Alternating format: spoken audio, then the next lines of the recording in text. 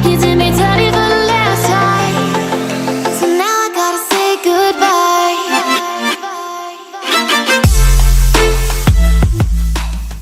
Film ini dimulai dengan seorang pria parubaya bernama Escalante yang mengendarai mobil lamanya menuju Garfield High School, di mana ia akan memulai hari pertamanya sebagai seorang guru. Sepanjang perjalanan, ia melihat pemandangan hidup komunitas Latino, dengan orang menjual buah di pinggir jalan dan sibuk dengan tugas-tugas sehari-hari mereka. Beberapa saat kemudian, setelah tiba di sekolah, Escalante mendatangi resepsionis dan mendapatkan kabar buruk.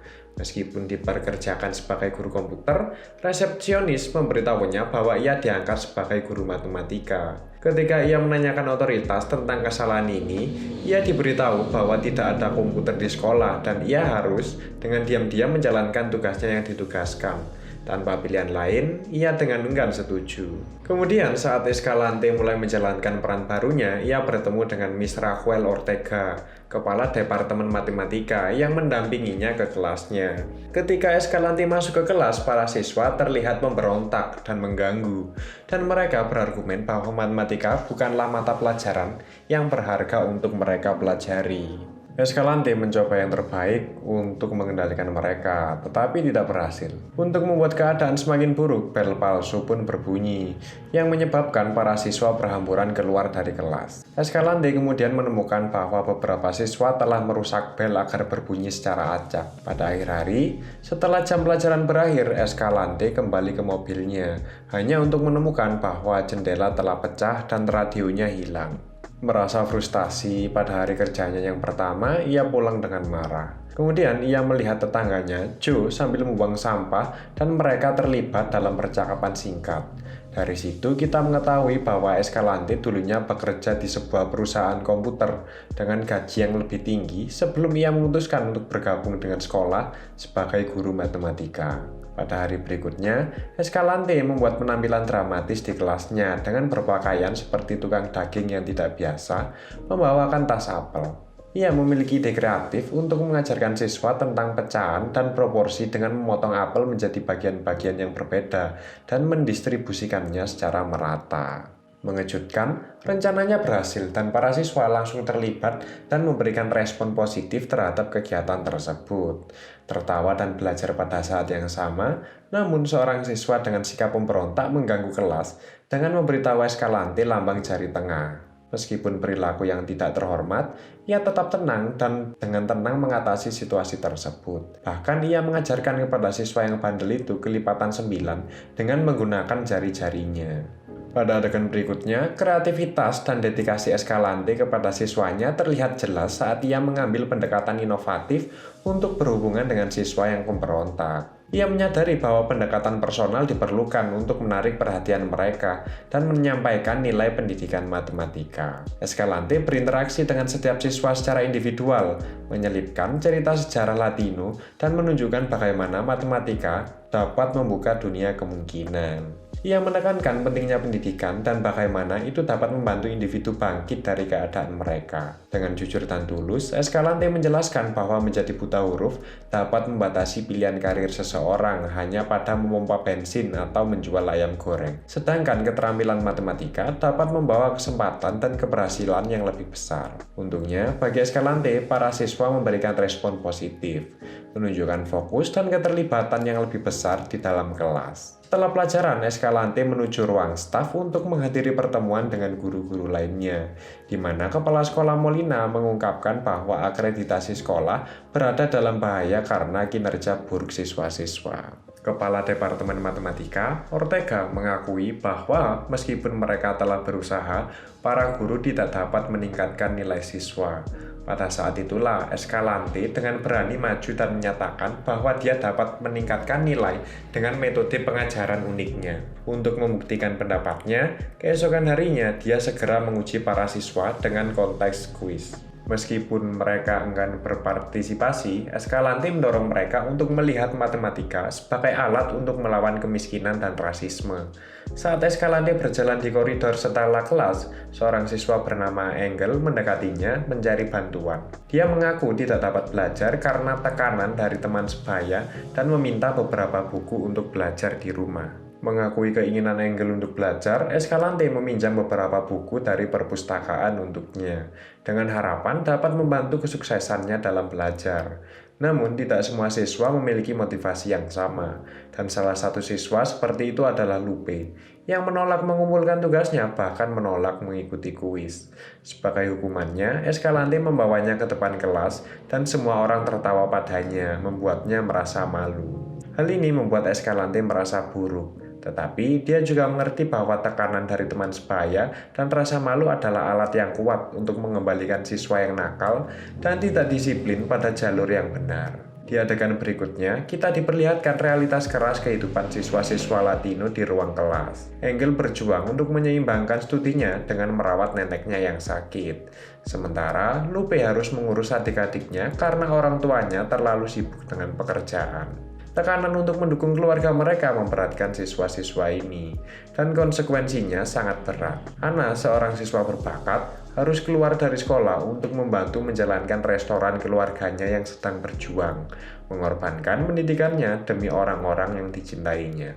Suatu hari, Escalante dan istrinya, Fabiola, mengunjungi restoran keluarga Ana dan menikmati makan bersama. Saat mereka ngobrol, Ana memperkenalkan Escalante pada ayahnya, dan percakapan beralih ke pendidikan. Escalante meminta ayah Ana untuk membiarkannya menjalankan studinya, tetapi ayahnya menolak ide itu, dengan alasan keyakinan umum bahwa gadis lebih mungkin hamil sebelum mendapatkan gelar. Kesal dengan kepicikan situasi, Escalante menjadi marah dan menekankan bahwa menolak Ana pendidikan akan menjadi pemborosan yang tragis terhadap potensinya. Pada hari berikutnya di kelas, Escalante menantang siswanya dengan soal aljabar yang sulit. Hal ini membuat semua orang dalam situasi sulit, dan tepat saat mereka hampir menyerah, Ana tiba di pintu kelas dengan percaya diri menyelesaikan masalah tersebut. Dengan senang hati, semua siswa terkesan oleh kecerdasannya, dan mereka bersorak dengan antusiasme. Kemudian Escalante mengatur kunjungan ke perusahaan komputer tempat dia sebelumnya bekerja. Dia ingin menunjukkan kepada mereka bagaimana matematika dapat diterapkan dalam kehidupan nyata dan bagaimana itu bisa menjadi alat untuk meraih kesuksesan. Selama kunjungan, Escalante mengetahui bahwa putri temannya sudah belajar kalkulus di sekolah menengah, yang menginspirasinya untuk menargetkan hal yang lebih tinggi untuk siswanya. Jadi, dia menetapkan tujuan untuk mengajar kalkulus kepada kelasnya mulai tahun depan. Hal ini jarang terjadi di sekolah-sekolah di daerah itu. Tetapi Escalante memiliki keyakinan penuh bahwa siswanya akan terbiasa dengan itu. Ketika dia mengajukan ide ini kepada Molina, dia juga akan menambahkan bahwa dia ingin siswanya lulus ujian penempatan tingkat lanjut untuk memastikan mereka memiliki kesempatan untuk masuk perguruan tinggi setelah lulus dari SMA. Namun, Kepala Departemen Ortega mengganggu percakapan dan menyarankan bahwa beberapa guru mungkin tidak bisa lulus ujian tersebut. Dia bahkan mengancam akan meninggalkan posisinya di departemen jika kata-kata Escalante didengar lebih dari miliknya. Meskipun ada tantangan, kepala sekolah akhirnya setuju dengan ide-ide Escalante, mengakui potensi siswa-siswa untuk mencapai kebesaran dan melindungi reputasi sekolah. Adegan berikutnya dimulai dengan tahun ajaran baru, dan Escalante terlihat membagikan kontrak kepada murid-muridnya yang menjelaskan persyaratan untuk mengikuti kelas tambahan sebelum dan setelah jam sekolah biasa. Dia mendorong mereka untuk mendapatkan tanda tangan orang tua mereka untuk mengonfirmasi komitmen mereka. Keesokan harinya, semua murid kecuali satu kembali dengan kontrak yang sudah ditandatangani. Murid ini ragu untuk berkomitmen pada studinya dan ingin bekerja di bengkel untuk menghidupi keluarganya. Namun, Escalante berurusan dengannya secara pribadi dan berhasil meyakinkannya untuk mengambil jalur pendidikan dengan memberikan contoh motivasi. Selanjutnya, kita melihat bahwa para murid mulai belajar kalkulus dengan kecepatan yang mengesankan. Kemudian, pada malam harinya, saat makan keluarga, Fabiola mengungkapkan kekhawatiran tentang beban kerja suaminya. Disinilah kita mengetahui bahwa dia telah bekerja jam ekstra, mengajar di sekolah, dan melatih bahasa Inggris kepada para lansia imigran. Sayangnya, tekanan berlebihan membuat Escalante mengalami serangan jantung di salah satu kelas bahasa Inggrisnya. Dia segera dilarikan ke rumah sakit, di mana para dokter menyarankannya untuk istirahat selama sebulan. Dengan tes penempatan hanya 2 minggu lagi, ketidakhadirannya menjadi rintangan besar bagi murid-muridnya. Mereka merasa sedih dan khawatir karena kerja keras dan dedikasi mereka mungkin sia-sia karena kurangnya bimbingan dari guru mereka. Untuk membuat keadaan semakin buruk, kepala sekolah menyarankan seorang guru musik sebagai pengganti Escalante, meninggalkan murid-murid dalam keadaan yang sangat berbahaya. Pada adegan berikutnya, meskipun disarankan untuk istirahat selama sebulan, Escalante kembali ke sekolah hanya dalam beberapa hari. Dia bersikeras membantu murid-muridnya mempersiapkan ujian Educational Testing Service atau ETS yang akan datang, bahkan dengan mengorbankan kesehatannya. Seperti yang diharapkan, di bawah bimbingannya, para murid berhasil dan semuanya lulus ujian, membawa kebanggaan dan perayaan besar bagi Garfield High School. Kepala Sekolah Molina mengumumkan prestasi mereka di acara sekolah, dan para murid memberikan hadiah kepada Escalante sebagai tanda penghargaan atas kerja kerasnya. Namun, keberhasilan dan perayaan mereka tidak berlangsung lama karena ETS menuduh murid-murid itu curang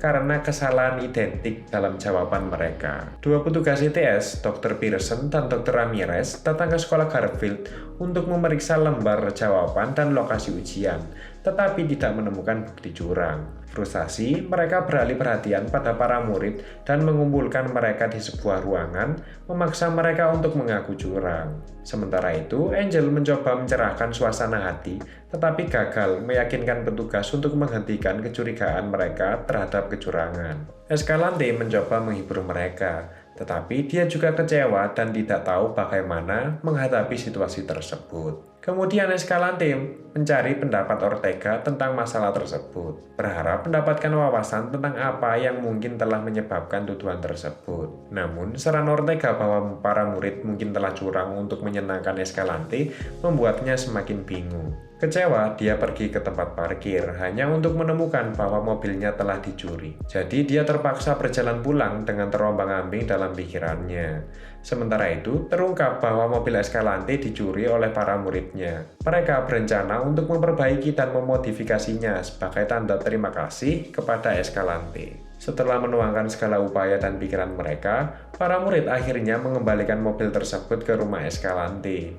Meskipun terkejut pada awalnya, dia mengucapkan terima kasih dengan hangat kepada mereka dan berjanji untuk tidak menyerah pada mereka apapun yang terjadi. Keesokan harinya, Escalante langsung pergi ke kantor ITS dan menghadapi Dr. Pearson dan Dr. Ramirez. Dua petugas tersebut telah menuduh murid-muridnya curang dalam ujian Advanced Placement mereka dengan mengutip kesamaan dalam jawaban mereka. Escalante menuntut bukti dengan berargumen bahwa kesamaan tersebut bisa disebabkan oleh guru dan ruangan kelas yang sama, bukan karena curang. Namun, Pearson menyebut kemungkinan bahwa asal-usul Latino siswa tersebut menjadi faktor dalam dugaan curang. Hal ini memicu diskusi intens mengenai rasisme dan prasangka, dengan Escalante dengan tegas menentang tuduhan tersebut. Sayangnya, pertemuan tidak mencapai kesimpulan, sehingga Escalante pergi dari kantor ETS dengan perasaan frustasi dan marah.